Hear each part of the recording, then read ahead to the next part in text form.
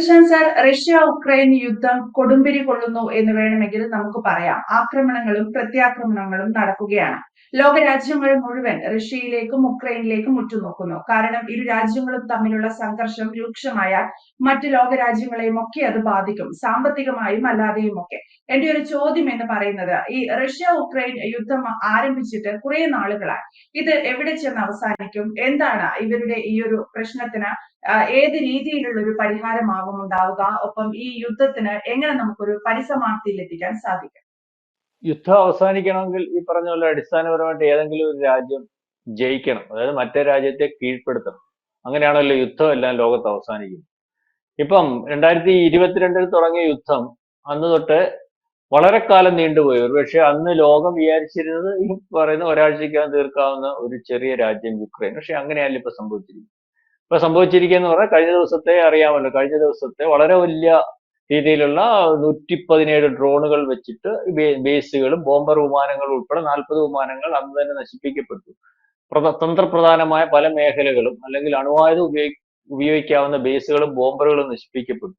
അവരുടെ പല പ്രതിരോധ സംവിധാനങ്ങളും അല്ലെങ്കിൽ അത്തരത്തിലുള്ള അണുവായുധ നെറ്റ്വർക്കുകൾ റഷ്യക്ക് ചലിക്കാൻ പറ്റാത്ത രീതിയിൽ ആ രാജ്യത്ത് കടന്നു കയറി പല ആ ആക്രമണത്തിൽ പലതും സംഭവിച്ചു എന്നുള്ള രീതിയിലാണല്ലോ ലോക മാധ്യമങ്ങൾ റിപ്പോർട്ട് ചെയ്തുകൊണ്ടിരിക്കുന്നത്. അതിനുശേഷം റഷ്യ ബാലിസ്റ്റിക് മിസൈൽ ഉപയോഗിച്ച് തിരിച്ചടി കൊടുത്തു. പക്ഷെ ഇന്നലെ വന്നിരിക്കുന്ന ഏറ്റവും ഭയാനകമായ ഒരു വാർത്ത എന്ന് പറയുന്നത് ക്രിമിയൻ ബ്രിഡ്ജ് എന്ന് പറയുന്ന ഒരു ബ്രിഡ്ജ് ഉണ്ട്. ഏതാണ്ട് രണ്ടര ആഴ്ച പോലും ആയിട്ടില്ല ആ ബ്രിഡ്ജ് ഉദ്ഘാടനം ചെയ്തിട്ടുള്ളത്. 37 ബില്യൺ US$ ആണ് അതിന്റെ ചെലവെന്ന് പറയുന്നത്. റഷ്യയുടെ സ്വപ്ന പദ്ധതി, റഷ്യയുടെ മെയിൻ ലാൻഡിൽ നിന്ന് ക്രിമിയൻ ദ്വീപിലേക്ക് കടക്കുന്ന പാത, യൂറോപ്പിലെ ഏറ്റവും വലിയ പാലം, ഏതാണ്ട് 19 കിലോമീറ്റർ നീളം വരുന്ന യൂറോപ്പിലെ തന്നെ വിസ്മയമായിട്ടുള്ള ഒരു ഈ പറയുന്ന ബ്രിഡ്ജ് അണ്ടർ വാട്ടർ സ്ഫോടനത്തിൽ നശിപ്പിക്കപ്പെട്ടിരിക്കുന്നു. അതായത് ലോകം ഞെട്ടലോടുകൂടിയാണ് ഇത് കേട്ടിരിക്കുന്നത്. അല്ലെങ്കിൽ റഷ്യ ശരിക്കും പറഞ്ഞാൽ വിറപ്പിച്ചിരിക്കുകയാണ് ഈ ഒരു കഴിഞ്ഞ ദിവസത്തെ സ്ഫോടനം അല്ലെങ്കിൽ അറ്റാക്ക്, അതിനുശേഷം ഇത് ഈ പറയുന്ന അറ്റാക്ക്. ഇത് പുടിനെ സംബന്ധിച്ചിടത്തോളം, റഷ്യയെ സംബന്ധിച്ചിടത്തോളം റഷ്യയുടെ അഭിമാന പ്രശ്നമായിട്ട് മാറിയിരിക്കുകയാണ്. കാരണം ഈ പറയുന്ന ലോകത്തെ വിളിച്ചോതി ഒരുപക്ഷെ റഷ്യയുടെ സ്വപ്ന പദ്ധതിയായിരുന്ന, പുടിന്റെ സ്വപ്ന പദ്ധതിയായിരുന്ന ക്രിമിയൻ ബ്രിഡ്ജ് അണ്ടർ വാട്ടർ സ്ഫോടനത്തിൽ കൂടെ തകർക്കുന്നു. അത് ഏതാണ്ട് ഈ രണ്ടാഴ്ച പോലും ഉദ്ഘാടനത്തിൽ അല്ലെങ്കിൽ തുടങ്ങിയിട്ട് രണ്ടാഴ്ച പോലും, അല്ലെങ്കിൽ ഉദ്ഘാടനം എന്നൊക്കെ നമുക്ക് പറയാം, അത് കഴിഞ്ഞിട്ട് രണ്ടാഴ്ച പോലും ആയിട്ടില്ല. 1000 കിലോഗ്രാം സ്ഫോടക വസ്തുക്കൾ ഉപയോഗിച്ചിരിക്കുന്നു എന്നുള്ള രീതിയിലേക്കാണ് ഇതിനകത്ത് വെളിവാവുന്നത്, അല്ലെങ്കിൽ ഈ യുക്രൈൻ പറയുന്നത്. അപ്പം അത് ഏത് രീതിയിലാണ് ആക്രമണം നടത്തിയിട്ടുണ്ട് ഉള്ളത് പോലും ഇപ്പം വ്യക്തമല്ല. കാരണം ബോംബാണോ ഡ്രോൺ ആണോ വെള്ളത്തിനടിയിൽ കൂടെ സംഭവിച്ചിരിക്കുന്നത് എന്നതിനെ പറ്റി വ്യക്തത വന്നിട്ടില്ല. അതിനെപ്പറ്റിയൊന്നും റിപ്പോർട്ടില്ല. അത് അവർ വ്യക്തത വരുത്തിയിട്ടുമില്ല. അപ്പം ഇത് റഷ്യ എന്ന് പറയുന്ന രാജ്യത്തെ പറ്റി എല്ലാവർക്കും ഒരു കൺസെപ്റ്റ്.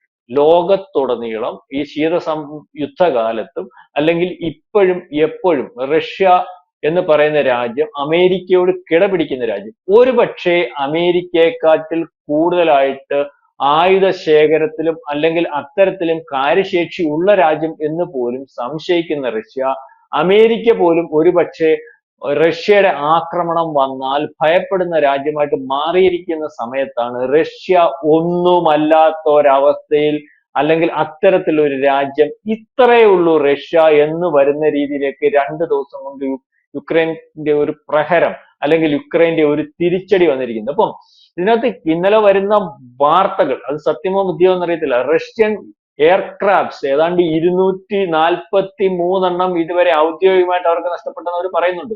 അത് 300-ൽ പുറത്ത് അനൗദ്യോഗികമായിട്ട് ഉണ്ടെന്ന് അവർ പറയുന്നുണ്ട്. പിന്നെ വേറൊരു രീതിയിലുള്ള വാർത്ത വരുന്നുണ്ട്. റഷ്യൻ എയർക്രാഫ്റ്റുകൾ പഴയതുപോലെയല്ല, എയർക്രാഫ്റ്റ്സ് ഒന്നും ഉപയോഗിക്കാൻ പറ്റുന്നതല്ല. ഈ എയർക്രാഫ്റ്റുകൾ വളരെ നിസ്സാരമായിട്ട് യുക്രൈന്റെ യുദ്ധക്കോപ്പുകൾ അല്ലെങ്കിൽ മിസൈലുകൾ, ഡ്രോണുകൾ വെടിവെച്ചിടുന്നു. അതുകൊണ്ട് അത് മാറ്റി വളരെ സേഫ് ആയിട്ട്, വളരെ കൂടുതൽ അല്ലെങ്കിൽ അതിർത്തിയോട് വളരെ ദൂരത്തിലുള്ള ഏതാണ്ട് 2000 കിലോമീറ്റർ ദൂരത്തിലുള്ള ഈ പറയുന്ന ബേസുകളിൽ കൊണ്ടിട്ടിരുന്നത് പോലും അവിടെ കയറി, അതായത് നമ്മൾ പോലും 300-400 കിലോമീറ്റർ ഉള്ളിലോട്ട് കയറി അറ്റാക്ക് നടത്തി. അതിന്റെ ആവശ്യം നമുക്ക് ഉണ്ടായിരുന്നുള്ളൂ. പക്ഷെ ഇന്നലെ നടന്നതിനകത്ത് ആദ്യം 2000 കിലോമീറ്റർ ഉള്ളിലോട്ട് കയറി എന്ന് പറയുന്നു. പിന്നെ അത് 4000 വരെ എന്ന് പറയുന്നു. അതിനകത്ത് നമുക്ക് വ്യക്തതയില്ല. ഏതായാലും 2000 കിലോമീറ്റർ എന്നുള്ളത് വളരെ കൃത്യമാണ്. അത്തരത്തിൽ ഉള്ളിലേക്ക് കയറിയാണ് അറ്റാക്ക് നടത്തിയിരിക്കുന്നത്. മാത്രവുമല്ല, ഈ അറ്റാക്കിന്റെ ഒരു കാര്യം നമ്മൾ പരിശോധിക്കുമ്പോൾ ഇത് വളരെ പ്ലാനിങ് ആയിരുന്നു. അതായത് 1.5 കൊല്ലം കൊണ്ട് പ്ലാൻ ചെയ്തു. അവിടുത്തെ യുക്രൈന്റെ നേതാവായിട്ടുള്ള അല്ലെങ്കിൽ യുക്രൈൻ പ്രസിഡന്റ് ആയിട്ടുള്ള സെലൻസ്കി നേരിട്ട് ഓപ്പറേറ്റ് ചെയ്തിരിക്കുന്നു. അതിന് പ്രത്യേകിച്ച് ഒരു പേരും അവർ നിലയാണ് സ്പൈഡർ വെബ്. അതായത് 1.5 കൊല്ലമായിട്ട് ഈ പറയുന്ന അവരുടെ രഹസ്യാന്വേഷണ സംവിധാനം അവിടെ കയറി ഇത് ഓപ്പറേറ്റ് ചെയ്തു, അല്ലെങ്കിൽ ഏത് സമയം ചെയ്യണമെന്ന്, അല്ലെങ്കിൽ ഏത് സമയം ഇത്തരത്തിലുള്ള ആക്രമണം നടത്തണമെന്ന് മാത്രം, അല്ലെങ്കിൽ അത്തരത്തിലുള്ള ഒരു കമാൻഡ് മാത്രം നോക്കിയിരുന്നിട്ട് അത് എവിടെ നിന്നോ ലഭിച്ചതിന്റെ അർത്ഥത്തിലാണ് കഴിഞ്ഞ ദിവസങ്ങളിൽ നടന്നതെന്ന് പറയുമ്പോൾ റഷ്യയുടെ രഹസ്യാന്വേഷണ സംവിധാനം എവിടെ പോയി? അല്ലെങ്കിൽ റഷ്യയുടെ ലോകത്തിലെ ഏറ്റവും വലിയ നമ്മുടെ പോലെയും, അല്ലെങ്കിൽ ഇസ്രായേലിന്റെ രഹസ്യാന്വേഷണ സംവിധാനം പോലെയും, അമേരിക്കൻ രഹസ്യാന്വേഷണ സംവിധാനം പോലെയും ഒക്കെ റഷ്യയുടെ രഹസ്യാന്വേഷണ വിഭാഗം എന്ന് പറഞ്ഞാൽ ലോകത്ത് എവിടെ നടക്കുന്ന കാര്യങ്ങളും പറയാൻ പ്രാപ്തമായിട്ടുള്ളതാണ്. അത് സത്യവുമാണ്. അങ്ങനെ പറയാറുമുണ്ട്. കാരണം നമ്മുടെ കഴിഞ്ഞ 2010 ലോക്സഭ ഇലക്ഷനകത്ത് അമേരിക്ക ഇടപെടും എന്നുള്ള കാര്യമൊക്കെ അവർ നേരത്തെ നമുക്ക് ഇൻഫർമേഷൻ തന്നാണ്. ലോകത്തെവിടെ. പക്ഷെ റഷ്യക്കകത്ത് നടന്നത് അറിഞ്ഞില്ല എന്ന് പറഞ്ഞാൽ റഷ്യക്ക് പറ്റിയ ക്ഷീണം അത് ആദ്യം പറ്റി, കഴിഞ്ഞ ദിവസം തിരിച്ചടിക്കുന്നു. അത് രണ്ടാമത് ഇന്നലെ പറ്റിയിരിക്കുന്നു എന്ന് പറഞ്ഞാൽ മർമ്മപ്രധാനമായ സ്ഥലത്ത്, അല്ലെങ്കിൽ ഏറ്റവും വേണ്ടപ്പെട്ടിടത്ത്, അല്ലെങ്കിൽ ലോകം അതിശയത്തോടുകൂടി കാണുന്ന ഒരു സംഭവം, അതായത് ഈ ബ്രിഡ്ജ്, ക്രിമിയർ ബ്രിഡ്ജ് നശിപ്പിക്കുക എന്ന് പറഞ്ഞാൽ. അപ്പൊ ലോകത്തിന് മുമ്പിൽ റഷ്യ പരിഹാസ പാത്രമായിട്ട് നിൽക്കുന്നു. ഇത്രയും വലിയ റഷ്യയെ ഇത്രയും നിസ്സാരക്കാരനായിട്ടുള്ള യുക്രൈൻ എങ്ങനെ ആക്രമിക്കും? യുക്രൈൻ ആക്രമിക്കുന്നതിന്റെ പുറകിൽ നമ്മൾ മനസ്സിലാക്കേണ്ടത് നാറ്റോ രാജ്യങ്ങൾ, യൂറോപ്യൻ രാജ്യങ്ങൾ. അതിനകത്ത് വ്യക്തത വരുത്തി റഷ്യ പലവട്ടം പറഞ്ഞിട്ടുള്ളതാണ്. ജർമ്മനി അടുത്ത് പറഞ്ഞു കഴിഞ്ഞു, ഫ്രാൻസിന്റെ അടുത്ത് പറഞ്ഞു കഴിഞ്ഞു. പക്ഷേ ഈ ആക്രമണം എന്ന് പറഞ്ഞാൽ ആധുനിക രീതിയിലുള്ള ആക്രമണമാണെന്ന് ഇപ്പം റിപ്പോർട്ട് ചെയ്തുകൊണ്ടിരിക്കുന്നത്. സംവിധാനം, അതുപോലെ ഡ്രോണുകൾ, മിസൈലുകൾ, ഇത്തരത്തിലുള്ള ആക്രമണം അൺപ്രഡിക്റ്റബിൾ. ഈ പറയുന്ന ബ്രിഡ്ജിന്റെ കാര്യത്തിലും വളരെ നേരത്തെ നടത്തിയിരിക്കുന്ന ആസൂത്രണത്തിന്റെ ഭാഗമായിട്ടൊന്നും പറയുന്നു. അപ്പം നമ്മൾ ഈ വിചാരിക്കേണ്ടത് നാളെ എവിടെയൊക്കെ ആക്രമണം നടക്കും, റഷ്യ വരണ്ടിരിക്കുകയാണ്. ഇത്തരത്തിൽ അവർക്ക് വളരെ മുന്നേ കൂട്ടി പ്ലാൻ ചെയ്ത് യുദ്ധം, അല്ലെങ്കിൽ ഇന്നടത്ത് ആക്രമിക്കണമെന്ന് പ്ലാൻ ചെയ്ത് റഷ്യയിൽ ഉടനീളം ആക്രമണ പദ്ധതി ഉണ്ടാക്കിയിട്ടുണ്ടെങ്കിൽ ഇന്ന് ബ്രിഡ്ജ്, നാളെ റഷ്യയുടെ തലസ്ഥാനം ഉൾപ്പെടെയുള്ളിടത്ത് ആക്രമണം നടക്കും. അപ്പൊ റഷ്യ അക്ഷരാർത്ഥത്തിൽ വിരണ്ടിരിക്കുകയാണ്. ഇതിന്റെ ഫലം വരാൻ പോകുന്നത് എന്ന് പറഞ്ഞാൽ റഷ്യ നാളെ കാലത്തെ ഒരു നിവർത്തിയുമില്ലെങ്കിൽ അണുവായുധം പ്രയോഗിക്കുന്ന ഒരവസ്ഥയിലേക്ക് വരും. കാരണം ബാക്കി ആയുധങ്ങൾ, മിസൈലുകൾ, അല്ലെങ്കിൽ ബോംബറുകൾ, അല്ലെങ്കിൽ ഈ പറയുന്ന ഡ്രോണുകൾ ഒക്കെ പ്രയോഗിക്കാൻ പ്രാപ്തമല്ലാത്ത രീതിയിൽ പറയുന്ന വാർത്തകൾ, കേൾക്കുന്ന വാർത്തകൾ ശരിയാണെങ്കിൽ റഷ്യക്ക് യുദ്ധം കഴിയാത്ത ഒരവസ്ഥ വന്നാൽ അവർക്ക് മുഖം രക്ഷിക്കാൻ അവർ ഒരുപക്ഷെ ഈ പറയുന്നത് പോലെ വളരെ മാരകമായിട്ടുള്ള അണുവായുധം പ്രയോഗിച്ചേക്കാം എന്നുള്ള ആശങ്ക വളരെ ശക്തിപ്പെട്ടുകൊണ്ടിരിക്കുകയാണ്. അതുപോലെ തന്നെ അവരുടെ കയ്യിലുള്ള ദീർഘദൂര മിസൈൽ, പ്രഹരശേഷി കൂടുതലുള്ള മിസൈലുകൾ ഒക്കെ നാറ്റോ രാജ്യങ്ങൾ പ്രയോഗിച്ചാൽ, ഈ പറയുന്നതിന് തിരിച്ചടി കൊടുത്താൽ അതൊരു ലോക മഹായുദ്ധത്തിലേക്കൊക്കെ പോകാനുള്ള സാധ്യത. കാരണം അതിനുള്ള സർവനാശത്തിനുള്ള സാധ്യത വളരെ കൂടുതലായിട്ട് കാണുന്നുണ്ട്. നമ്മൾ ഈ പറയുന്നതൊക്കെയല്ല, റഷ്യ ഇതിന് തിരിച്ചടി കൊടുത്തില്ലെങ്കിൽ, അല്ലെങ്കിൽ ഇത്രയും കാലം, അതായത് നൂറ്റാണ്ടുകൾ തന്നെ എന്ന് പറയാം, യുദ്ധകാലത്ത് തൊട്ട് ഇന്ന് വരെ റഷ്യക്ക് ലോകത്തിന്റെ മുമ്പിൽ ഉണ്ടായിരുന്ന ഒരു ഹൈപ്പ്, അല്ലെങ്കിൽ അത്തരത്തിൽ ഇപ്പം നമ്മുടെ സിന്ദൂറിന്റെ ഓപ്പറേഷന് ശേഷവും അവർക്ക് കിട്ടിയ ഒരു ഹൈപ്പ് എന്ന് പറഞ്ഞാൽ അവരുടെ ആയുധങ്ങൾ, അല്ലെങ്കിൽ അവരുടെ ടെക്നോളജികൾ കൂട്ടിയോജിപ്പിച്ച് ഉണ്ടാക്കിയ ഒരു പ്രതിരോധ സംവിധാനത്തിലാണ് നമ്മൾ വിജയിച്ചത്. അല്ലെങ്കിൽ അവരുടെ യുദ്ധ കോപ്പുകളാണ് വളരെ കൂടുതലായിട്ട് ഇന്ത്യ വാങ്ങിക്കുന്നത്, ഉപയോഗിക്കുന്നത് എന്നൊക്കെ വെച്ചിട്ട് അമേരിക്കയ്ക്കും തുർക്കിക്കും ചൈനയ്ക്കും ഉൾപ്പെടെ ക്ഷീണം തട്ടിയപ്പോൾ ഇന്ത്യയുടെ കൂടെ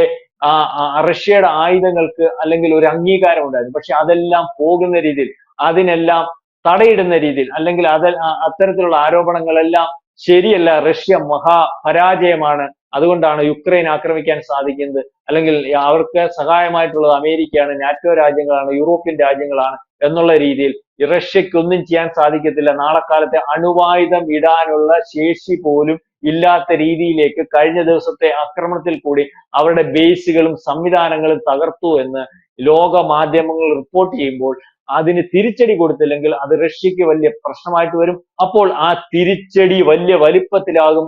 ഏത് രീതിയിലേക്കൊക്കെ ഉള്ളതാകും, അണുവായുധ പ്രയോഗം ഉണ്ടാകുമോ അതോ ലോകമഹായുദ്ധത്തിലേക്ക് പോകുമോ എന്നൊക്കെയുള്ള ആശങ്കയുണ്ട്. കാരണം കൊറോണയ്ക്ക് ശേഷം അല്ലെങ്കിൽ ലോകത്ത് പല സ്ഥലങ്ങളിലും യുദ്ധം കൊടുമ്പിരിക്കൊണ്ടിരിക്കുന്ന സമയം, ഒരു യുദ്ധം വന്നാൽ പലതിനും വേണ്ടി നോക്കി നിൽക്കുന്ന ഒരവസ്ഥ. അതായത് ഇപ്പം ഒരു ലോകമഹായുദ്ധത്തിലേക്ക് പോയാൽ നമുക്കറിയാം ഇറാനെ കയറി ഇസ്രായേൽ ആക്രമിക്കാൻ സാധ്യതയുണ്ട്. അതുപോലെ ഹൂത്തികൾ കയറി സൗദിയിലെ അല്ലെങ്കിൽ അറേബ്യൻ രാജ്യങ്ങളെ ആക്രമിക്കാൻ സാധ്യതയുണ്ട്. ഈ പറയുന്ന പോലെ ചൈന അവരുടെ പദ്ധതിയായിട്ടുള്ള ചില രാജ്യങ്ങൾ പിടിച്ചെടുക്കാൻ സാധ്യതയുണ്ട്. പാകിസ്ഥാനെ ആക്രമിക്കാൻ ഇന്ത്യക്ക് ഒരു സാധ്യത ഏറുന്ന ഒരവസ്ഥയുണ്ട്. അപ്പം അതുപോലെ നാറ്റോ രാജ്യങ്ങൾ, യൂറോപ്യൻ രാജ്യങ്ങൾ യുദ്ധത്തിലേക്ക് പോകുന്ന ഒരവസ്ഥയുണ്ട്. അതുകൊണ്ട് തന്നെ ജർമ്മനി പറഞ്ഞു 40 കൊല്ലമായിട്ടില്ലാത്ത ഭീതി എനിക്കുണ്ടായിരിക്കുന്നു, ഇതുവരെ സമാധാനമായിട്ടിരിക്കുകയാണ്, ഏത് സമയവും റഷ്യയുടെ ആക്രമണം ഉണ്ടാവും. അപ്പം ഇത് റഷ്യ ആക്രമിക്കട്ടെ, അല്ലെങ്കിൽ ഒരു 3ാം ലോക മഹായുദ്ധം വരട്ടെ എന്നുള്ള രീതിയിലേക്കുള്ള ഒരു തന്ത്രമാണോ, അല്ലെങ്കിൽ അത്തരത്തിൽ വന്നാൽ നോക്കാം എന്നുള്ള രീതിയാണോ നാറ്റോ രാജ്യങ്ങളും യൂറോപ്യൻ രാജ്യങ്ങളും നടത്തിയിരിക്കുന്നത് എന്നുള്ള കാര്യത്തിൽ വ്യക്തതയില്ല. ഇതിന്റെ പുറകിൽ ആരാണ്, അല്ലെങ്കിൽ ഇത്തരത്തിൽ ചെയ്തോളാൻ എന്ന് പറയുന്നതിനകത്ത് അമേരിക്കയാണോ യൂറോപ്യൻ രാജ്യങ്ങളാണോ എന്നുള്ളതിനെ പറ്റി വ്യക്തതയില്ല. ഏതായാലും വല്ലാത്തൊരു കളിയാണ് ഇപ്പൊ കളിച്ചുകൊണ്ടിരിക്കുന്നത്. അതൊരു ലോകമഹായുദ്ധത്തിലേക്കും അണുവായുധ പ്രയോഗത്തിലേക്കും ഒക്കെ പോയേക്കാം, അല്ലെങ്കിൽ അത്തരത്തിലുള്ള ഒരു വാർത്ത വളരെ വിദൂരമല്ലാതെ വന്നേക്കാം എന്നുള്ള രീതിയിൽ ലോകവും ആശങ്കയിലാണ്. ഏതായാലും യുദ്ധം അത്തരത്തിലേക്ക് പോകാതിരിക്കട്ടെ എന്ന് നമ്മൾക്കും ആശിക്കാം. കാരണം നമ്മൾ യുദ്ധത്തിൽ ഏർപ്പെട്ടില്ലെങ്കിൽ പോലും നമ്മളെയും ബാധിക്കും. അതാണ് ആഗോളതലത്തിലാണ് ഇപ്പം എല്ലാ സംവിധാനങ്ങളും ഓടുന്നത്, എല്ലാ കാര്യങ്ങളും ഓടുന്നത് എന്നുള്ളതുകൊണ്ട് ഈ യുദ്ധം നമ്മൾ അതിനകത്ത് നേരിട്ട് പങ്കെടുത്തില്ല എങ്കിൽ പോലും നമ്മളെയും ബാധിക്കും. അത്തരത്തിൽ ഒരു യുദ്ധം ലോകമഹായുദ്ധത്തിലേക്ക് പോയാൽ, അല്ലെങ്കിൽ യൂറോപ്യൻ രാജ്യങ്ങൾ നാറ്റോ രാജ്യങ്ങളിലേക്ക് ഏറ്റുമുട്ടൽ വ്യാപിച്ചാൽ എന്നുള്ളതാണ് നമുക്ക് വ്യക്തമാകുന്നത്. എന്തായാലും ഓപ്പറേഷൻ സ്പൈഡർ വെബിന് ശേഷം ഉക്രൈൻ അതിശക്തമായി റഷ്യക്കെതിരെ വീണ്ടും ഒരു ആക്രമണം നടത്തിയിരിക്കുന്നു. റഷ്യയെ ക്രിമിയയുമായി ബന്ധിപ്പിക്കുന്ന പ്രധാന പാലം 1100ഓളം സ്ഫോടക വസ്തുക്കൾ ഉപയോഗിച്ച് വെള്ളത്തിനടിയിലൂടെ ആക്രമിച്ചു എന്നാണ് റഷ്യ തന്നെ വ്യക്തമാക്കിയിരിക്കുന്നത്. ഈ യുദ്ധം ഈ റഷ്യയും ഉക്രൈനും തമ്മിലുള്ള യുദ്ധം കൂടുതൽ സംഘർഷഭരിതമായ സാഹചര്യങ്ങളിലേക്ക് പോയ ലോകരാജ്യങ്ങളെ, ഇന്ത്യയെ ഉൾപ്പെടെ അത് പ്രതികൂലമായി ബാധിക്കുമെന്ന കാര്യം വ്യക്തമാണ്. Thank you Prashant sir. കൂടുതൽ വാർത്തകളും വിശേഷങ്ങളും നിങ്ങളിലേക്ക് എത്താൻ ABC മലയാളം സബ്സ്ക്രൈബ് ചെയ്യുക, ബെൽ ബട്ടണും അമർത്തുക.